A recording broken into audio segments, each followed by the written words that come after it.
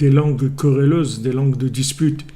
On parle, des gens ils parlent contre le Mishkan, ils parlent contre ça, ils parlent contre l'autre, ils disent voilà, celui-là, il creuse des trucs, il fait de ça, il fait de l'autre, et ça, c'est des langues querelleuses, des gens qui essayent de créer de la querelle, des gens qui essayent de faire de l'animosité, de l'incitation à la haine, de l'incitation à l'opposition, de l'incitation au mauvais œil.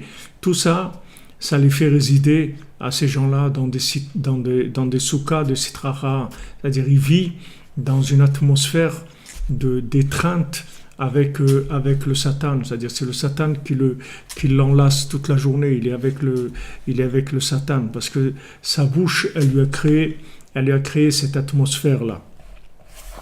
Comme c'est écrit dans le Teilim, dans les psaumes 31, Titzpenem besuka meriv leshonot.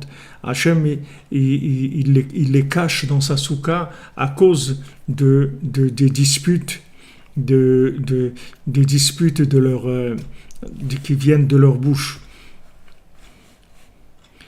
C'est-à-dire quand maintenant ils parlent, ils disent des choses, alors contre, alors ça crée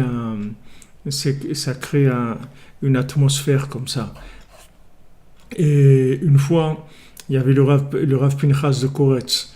Une fois, le Rav Pinchas de Koretz, je crois que c'était son fils qui s'appelait Yitzhak.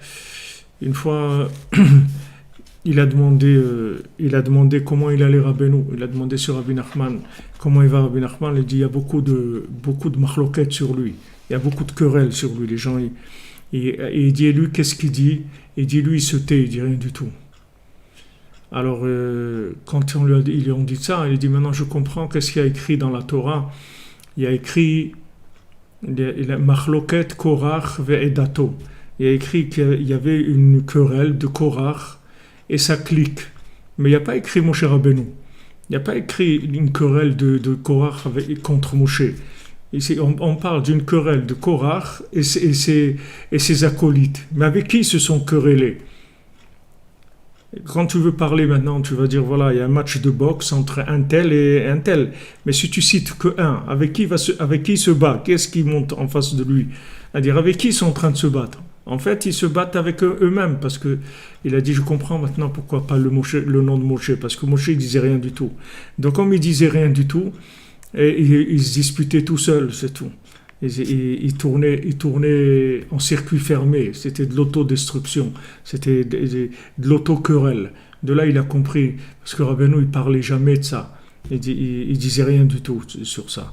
Donc, comme il disait rien du tout sur ça, c'est comme ça que la querelle, elle a baissé, en tout cas, au minimum de ce qu'elle pouvait être. Donc, quand ces gens-là, ils ont des paroles querelleuses, alors Hachem, il prend la personne sur qui ils sont en train de parler et il la met dans une souka. Il la protège, il la met dans une souka. Il devient quelqu'un de protégé par la parole divine, justement parce que ces gens-là, ils ont essayé de créer une souka opposée avec leur querelle.